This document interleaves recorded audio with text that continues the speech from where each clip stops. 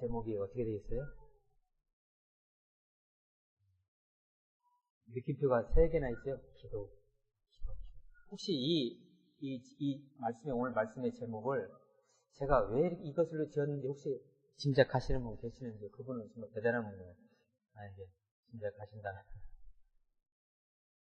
우리 자매님들은 혹시 뭐 감각 가능한가요? 제가 일전에 제 후배에 아버님이 한 분 계셨어요. 그분이 장모님이신데, 그분이 말년에 요양병원에서 돌아가셨는데, 그분을 갖다가 제가 신방을 하게 되면 그분이 입에서 나오는 얘기가 뭐였냐면, 이 혀도 돌아가셔가지고 이렇게 돌아가시 직전에 혀도 돌아가셔가지고 혀도 말씀이 잘 안 나왔는데, 제가 가서 기도해드리면 제 손을 붙잡고 뭐라고 하시냐면, 장로님이 기도 그러죠. 기도해달라고. 그 제목이 거기서 나왔어요. 기도하고 말씀 나눕니다. 하나님, 오늘은 기도에 대해서 말씀하여 주옵소서. 기도에 대해서 우리 안에 기도의 능력이, 기도의 모든 것이 갖춰질 수 있도록 이 시간 주님 인도하여 주옵소서.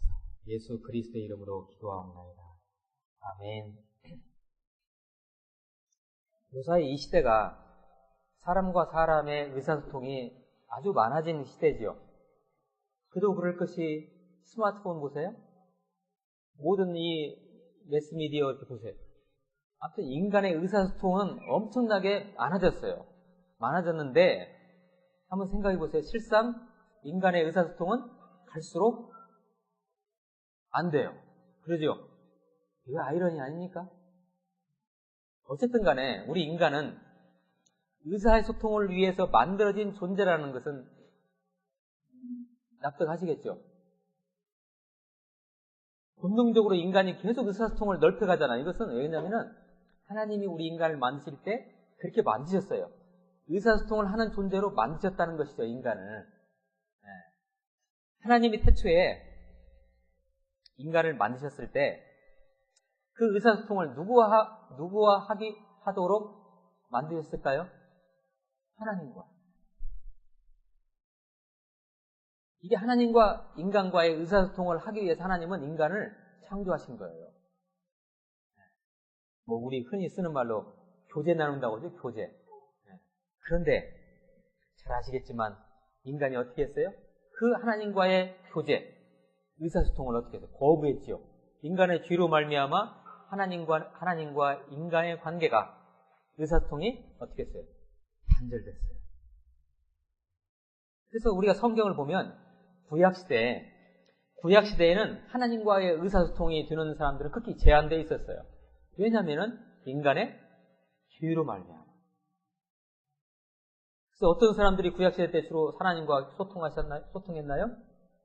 극히 제한된 사람들, 어떤 계시를 받는다든지, 하나님으로부터 어떤 계시를 받는다든지, 아니면 선지자들, 그리고 제사장들, 그리고 왕들, 이런 사람들에 의해서, 그리고 하나님의 어떤 특별한 하나님의 일을 할 때, 그때 가령 이제 성막을 지을 때는 누굽니까? 갑자기 이름이 생각이 안 나네. 한 사람, 오홀리압이라는 사람이 있어요. 누구와 오홀리압인데 한 사람 이름이 생각이 안 나네. 이 사람들에게 갑자기 하나님께서 함께 하셔가지고 의사소통하기 위해서 성막을 이렇게 만들어가도록, 설계하도록 하셨다는 것이죠. 자, 이러한 소통상의 막힌 관계를, 하나님과 인간의 소통상의 막힌 관계를 열어주신 분이 바로 중보자이신 예수 그리스도이십니다. 내가 누구와 전화상의 통신장애를 겪고 있는데, 여러분 전화를 하고 있는데 누구와 통신장애를 겪고 있는데 그 장애를 해결하기 위해서 좋은 어떤 중개소가 생겼다면, 그 중개소를 통하는 우리는 그 상대와 원활하게 전화통화를 할 수 있는 것이죠. 그 중개소 역할을 하신 분이 누구시냐면 바로 예수님이라는 겁니다. 그래서 우리 신약시대에 살고 있는 우리는 하나님과의 의사소통이 이렇듯 아주 자유롭게 열어진 것입니다. 예수님을 통해서 열어진 거예요. 이것을 쉬운 말로 우리는 바로 기도라고 얘기합니다. 하나님과 우리와의 의사소통이죠. 우리는 기도할 때 우리가 우리의 생각을 하나님께 아뢰는다고만 생각하는데 그러지 않아요. 하나님과 우리의 대화예요, 대화. 어떤 때는 하나님이 말씀하시고 내가 또 아뢰고 서로 이런 것이 기도인 것이죠. 내가 일방적으로 하나님께만 아뢰는 것이 아니고 우리는 기도할 수 있어서 하나님과 자유로이 소통하면서 다시금 그분의 우리를 향한 뜻을 헤아릴 수 있게 됐다는 것입니다. 그러니까 단순히 우리가 기도를 통해서 뭔가를 하나님 이렇게 해주세요라는 것만 기도가 아니고 다시 제가 말씀드릴게요. 하나님과 자유로이 소통하면서 다시금 하나님의 우리를 향한 뜻을 헤아릴 수 있게 됐다는 것입니다. 그게 바로 기도라는 것이죠. 그러한 중에 우리는 하나님의 자녀로서 하나님께 무엇이든지 구할 수 있게 되었던 것입니다. 다시 말씀드리지만 기도는 우리의 의견을, 우리의 어떤 관찰하는 그런 의견을, 우리의 의견을 갖다 관찰하는 그 도구라기보다는 기도가 우리는 쉽게 그렇게 생각하죠. 우리 기도하자. 왜? 우리가 구해야 되니까. 좋아요. 근데 그러기보다는 그분의 뜻을 잘 피면서 그분의 원래의 우리를 향한, 인간을 향한 목적과 방향을 다시 한번 확인하고 살피는 소통의 통로가 바로 기도라는 것입니다. 정리되셨어요? 기도에 대해서. 그러므로 기도를 사적인 목적, 심지어는 욕심, 내 아들이 잘 돼야 되고 내가 승진해야 되고 내가 건강해져야 되고 이런 사적인 목적을 관철시키는 용도로만 사용한다든지 하나님의 인간 창조의 취지와 어긋나는 것이라면 그것은 하나님이 기도를 해도 우리가 아무리 기도해도 듣지 않으십니다. 오히려 진노하시죠. 여러분 오늘 그 찬송에 나와 있지만 기도의 모범으로는 단연코 우리 예수님이 우리에게 기도의 모범을 보여주셨지요. 다음 주에 바로 나눌 겁니다. 우리 기도에 대해서 예수님의 모범적인 기도 뭘까요? 주기도문. 그때 당시에 이스라엘 민족들, 바리새인들, 서기관들이 기도를 한답시고 말이죠. 아주 그 잘못된 기도를 하고 있었어요. 거기에 대해서 예수님께서 그것을 바로잡기 위해서 제자들에게 알려주신 기도가 주기도문이시고 주님께서 가르치신 기도. 그 다음에 예수님께서 십자가 지시기 직전에 했던 기도문 뭐죠? 겟세마네 기도. 그게 또한 기도의 모범입니다. 그리고 요한복음에만 나오는 역시 십자가 지시기 직전에 제자들 앞에서 했던 그 기도, 대제사장적 기도라고 하죠. 여기에 대해서 다음 주에 우리 같이 한번 나눠보게 돼요. 기도를 우습게 가볍게 생각하는 우리들에게 아마 다시 한번 돌아보는, 다시 한번 점검하는 기회가 될 것입니다. 자, 주님께서는 산상수훈에서 이렇게 교훈하십니다. 자, 그 말씀을 한번 펴주세요. 지금부터 제가 기도에 대해서 예수님께서 우리에게 주신 또 하나의 교훈이신데요. 같이 한번 읽어보실까요? 시작.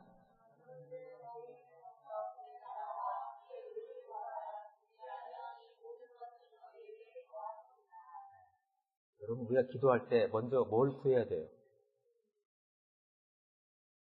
제가 언젠가 한번 들었던 비유 중에 아빠가 어디 출장 다녀오실 때 배를 띵동 눌러요. 그러면 애들이 문을 열어주면서 어디를 봐야 돼요? 아빠를 봐야 하잖아요. 근데 아빠 손에 있는 선물 꾸러미를 보게 되는 거죠. 이러지 않다는 거죠. 그러니까 우리가 기도할 때 기도의 목적이 뭐냐면은 하나님을 구하라는 거예요. 이게 궁극적인 거예요. 기도는 하나님을 구하는 거예요. 하나님의 얼굴을 구하는 거예요. 그분의 임재를 구하는 것이 기도인 것이지 그분이 우리에게 뭘 줄 것을 구하지 말라는 거예요. 이 말씀을 제가 다른 식으로 또 해석을 해드릴게요. 여러분 오늘 아침에 나오면서 엄마한테 혹시 간청한 사람이 있을 때 엄마 나 오늘 꼭 밥 해줘야 돼. 나 오늘 아침밥 해줄 거지? 꼭 해줘야 돼. 이런 사람 있었어요? 그런 얘기 안 해도 엄마가 알아서 뭐 해줘요? 밥 해주시잖아요. 하나님 앞에서 하나님 이거 주세요, 이거 주세요 안 해도 된다는 거예요. 아, 나는 하나님이 좋아요. 하나님이 나를 사랑하시죠? 아니, 하나님이면 저는 좋게요. 라고 하는 그 기도, 그게 바로 이 기도를 먼저 그 나라와 그 의를 구하라는 것입니다. 예수님께서 우리에게 이렇게 기도에 대해서 교훈하십니다.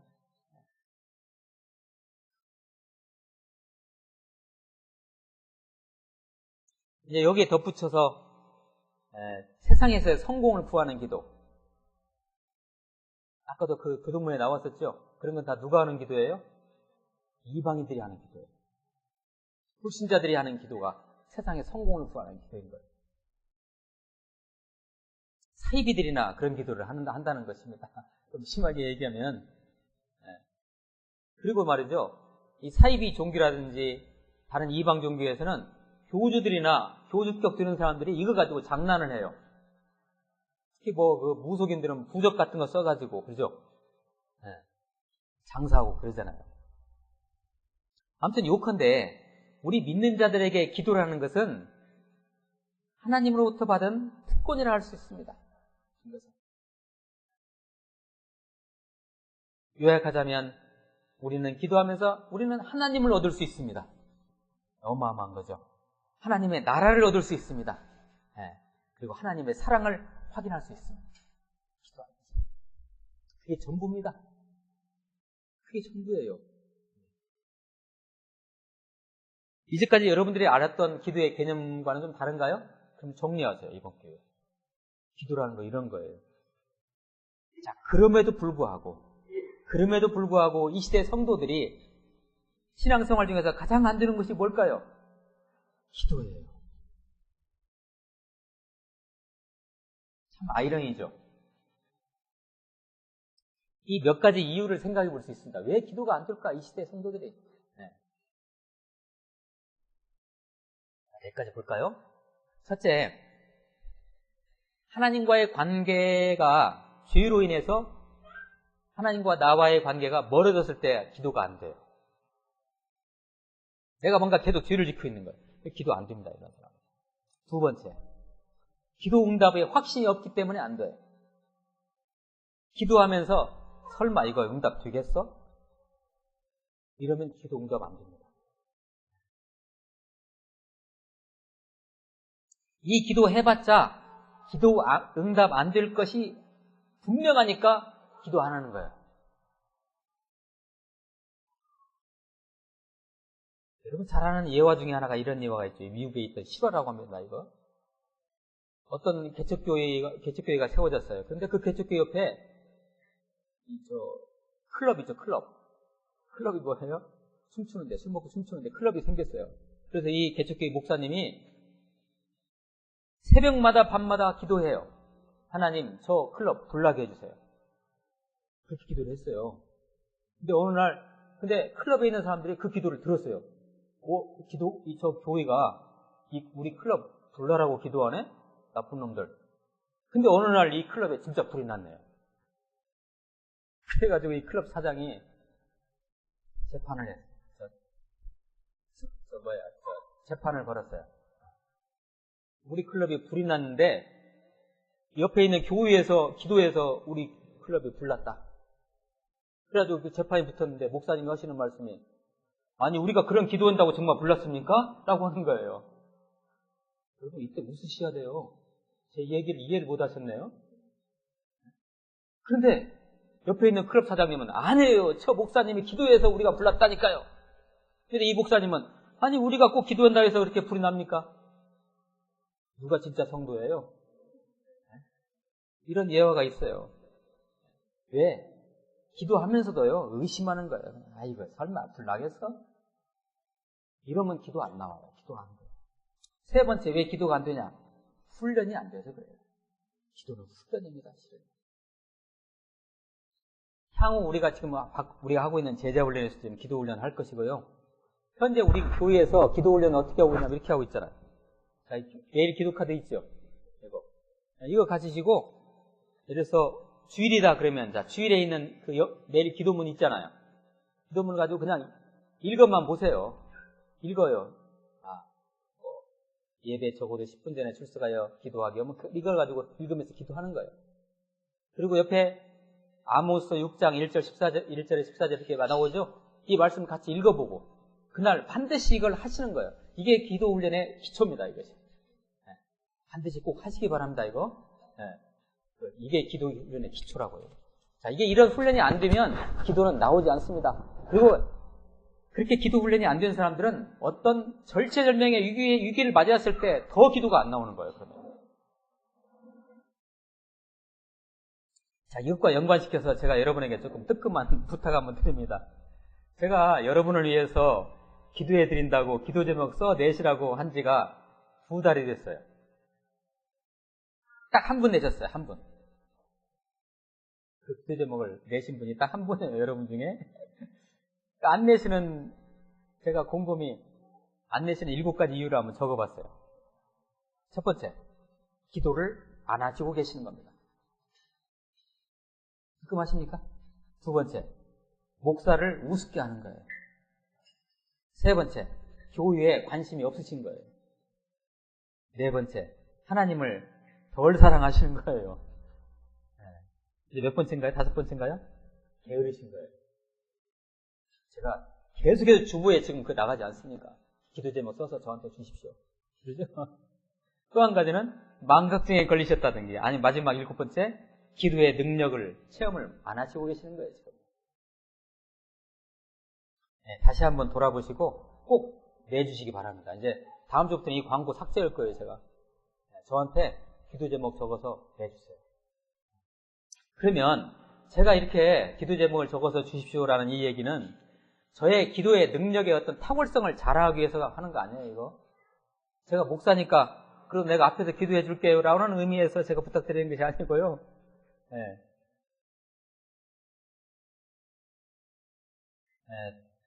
제가 여러분의 기도 제목을 놓고 같이 기도할 때, 제가 여기서 기도하고 여러분이 그걸 같이 기도할 때 기도의 그 시너지 효과가 있습니다, 이것이. 그래서 거기서 정말 응답이 되고 그러면서 하나님과의 관계가 더 열어지고 기도가 더 잘 되어져요. 신앙이 훨씬 열어져요. 그런 취지에서 제가 부탁을 드린 것이니까 꼭 내주시기 바랍니다. 자, 오늘 말씀이 어디예요? 미가서 7장 7절 말씀. 성경책을 한번 펴주세요. 미가서 7장 7절. 미가서 7장 7절 말씀. 시작.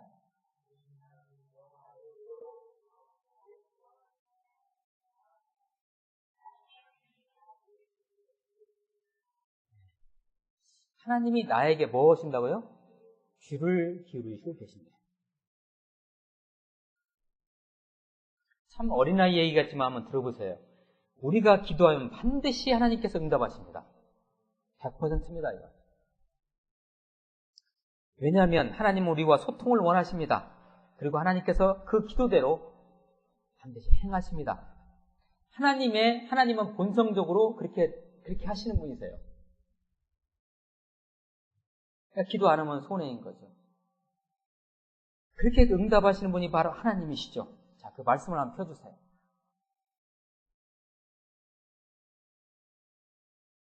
기도에 대한 말씀이 우리 성경상에 얼마나 많이 나옵니까? 제가 몇 가지 말씀만 추려 가지고 왔어요. 너는 예레미야 33장 3절 말씀이죠. 너는 내게 부르짖으라. 내가 내게 응답하겠고 내가 알지 못하는 크고 은밀한 일을, 옛날 성경에서는 비밀한 일을 이렇게 되어 있죠. 은밀한 일을 내게 보이리라. 엄청난 기도 응답의 약속 아닙니까 이거? 그 다음 말씀이요. 마태복음 7장 7절 8절 말씀인데 구하라. 그리하면 너에게 주실 것이요. 찾으라. 그리하면 찾아낼 것이요. 문을 두드리라. 그리하면 너에게 열릴 것이니 구하는 이마다 받을 것이요. 찾는 이는 찾아낼 것이요. 두드리는 이에게는 열릴 것이니라. 마태복음 7장 7절 8절 말씀. 그 다음 말씀이요. 같이 한번 읽어봐요. 그 다음 말씀을 시작.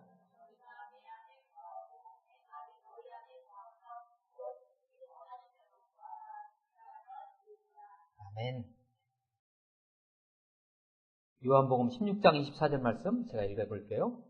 지금까지는 너희가 내 이름으로 아무것도 구하지 아니하였으나 구하라. 그리하면 받으리니 너희 기쁨이 충만하리라.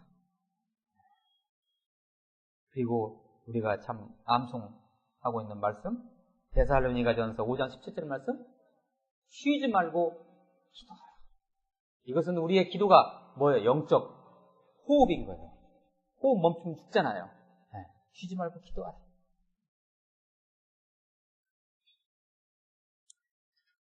우리가 알고 있는 인도의 성녀라고 하시는 테레사 수녀님이 계시죠. 그분의 말년에 어느 위심 기자가 테레사 수녀님한테 가서 물어봅니다. 수녀님은 어떻게 기도하십니까? 어떻게 기도하시고 이렇게 응답을 많이 받으세요? 그러니까 테레사 수녀님께서 그냥 그치요. 그 수녀님 기도하시는 방식은 뭐예요? 그냥 하나님의 음성을 듣는데 그 기도래요. 그것이 맞습니다. 그냥 듣지요. 그러면 수녀님께서 듣고 계시면 하나님께서는 뭐라고 하십니까? 우리 주님께서도, 우리 아버지께서도, 우리 주님께서도 저한테 그렇게 말씀하십니다. 내가 네 말을 듣는단다. 오늘 이 말씀이, 미가서 7장 7절 말씀이 우리의 귓전을, 아니 우리의 심령을 때리는 그 이유는 무엇일까요? 이 미가서 7장 7절 말씀을 다 암송하시기 바랍니다. 얼마나 좋습니까, 말씀이? 오직 나는 여호와를 우러러보며 나를 구원하시는 하나님을 바라보나니, 우러러보며 바라보나니, 나의 하나님이, 그때 딱 보니까 나의 하나님이 뭐하고 계세요? 나에게 귀를 기울이시리로다. 하나님은 지금도 우리의 기도를 듣기를 원하십니다. 하나님께서 나에게 귀를 기울이신다는 것은 내가 그분께 뭔가를 말하기를, 우리가 하나님께 말 것이기를 그분은 기다리고 계신다는 겁니다. 왜 그럴까요? 오늘 이제 설교의 말미에 그 얘기가 나옵니다. 이제. 우리 하나님은 우리의 기도를 들으실 준비를 하고 계십니다. 그리고 나에게 약속하신 모든 복을 나의 손에, 우리의 손에 쥐어주시려고 막 채비를 갖추고 계십니다. 로마서 8장을 같이 한번 볼까요? 로마서 8장 32절 말씀 같이 한번 읽어봐요. 시작.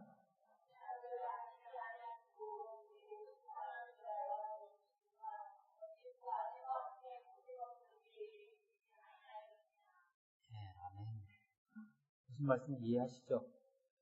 자기 아들을 누구를 위해서 주셨어요? 나를 위해서. 자기 아들을 죽여서까지 나에게 주신 그분이 내가 구한 거 안 주시겠냐는 것이죠.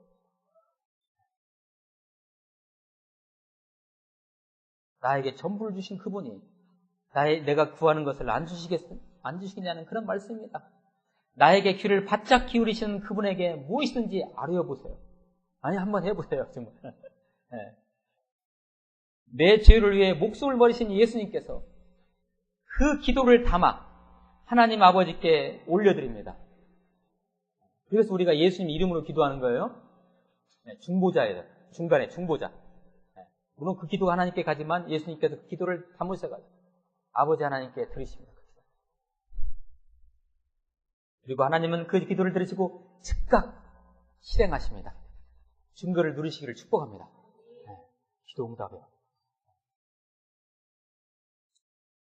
이 말씀을 이제 맺어봅니다.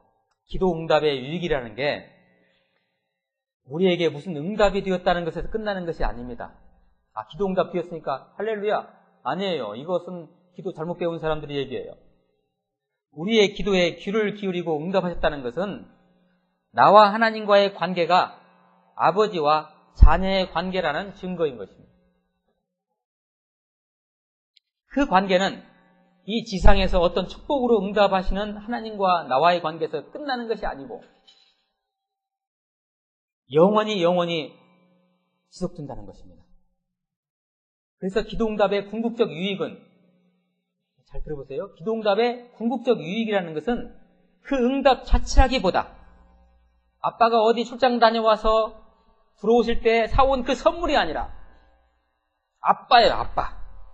그러듯이 그 응답 자체라기보다도 하나님과 우리와의 영원한 생명을 나누는 언약관계가 있다는 것입니다. 기도응답은 바로 그러한 증거일 뿐입니다. 그러므로 우리 예수님께서 이렇게 말씀하시지 않았습니까? 예수님께서 어느 날 제 아들이 말이죠. 제 아들이 예수님의 이름으로 귀신을 쫓았어요. 그러니까 귀신이 정말 나가요. 여러분 귀신 쫓아보셨어요? 정말 예수 이름으로 하면 귀신 쫓아져요. 저도 경험했어요. 제 아들이 예수님 이름으로 귀신을 쫓으니까 귀신이 나가니까 너무 좋아했어요. 그러니까 그 제 아들을 향해서 예수님께서 얘들아, 네 기도가 그렇게 응답된 거에 대해서 기뻐하지 말고 그보다 더 근본적인 것은 네 이름이 저 하나님 나라의 생명책에 기록이 되기 때문에 그것이 기도가 응답된 것이다. 그러니까 그것을 기뻐하라 이렇게 말씀하셨어요. 제가 거기에 대해서 패러디를 합니다. 패러디를. 여러분 단순히 기도 응답되었다는 데에서 기쁨에서 끝나시면 안 됩니다. 기도가 응답되었다는 것은 여러분의 이름이, 저와 여러분의 이름이 영원한 그 생명책에 기록됐다는 증거인 것이죠. 그리고 끝으로 이거 한 가지요. 제가 그 말씀을 읽어드릴게요. 요한복음 14장 13절 14절 말씀인데 잘 한번 들어보세요. 너희가 내 이름으로 무엇을 구하든지 내가 행하리니 이는 아버지로 하여금 아들로 말미암아 영광을 받으시게 하려 함이라. 내 이름으로 무엇이든지 내게 구하면 내가 행하리라. 무슨 얘기입니까? 우리가 기도할 때 아들이 누구예요? 예수님이죠. 예수님으로 말미암아 누가 영광을 받으세요? 하나님께서요. 우리가 기도할 때 그것을 하나님이 기뻐하신다는 것입니다.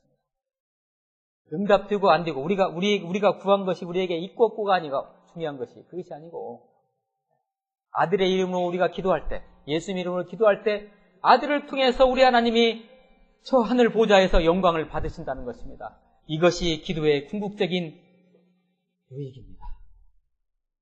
여러분 하나님께 영광을 돌리고 있어요. 기도를 통해서. 그래서 하나님은 우리가 기도하시는 것을 기다리시고 귀를 기울이시는 것입니다.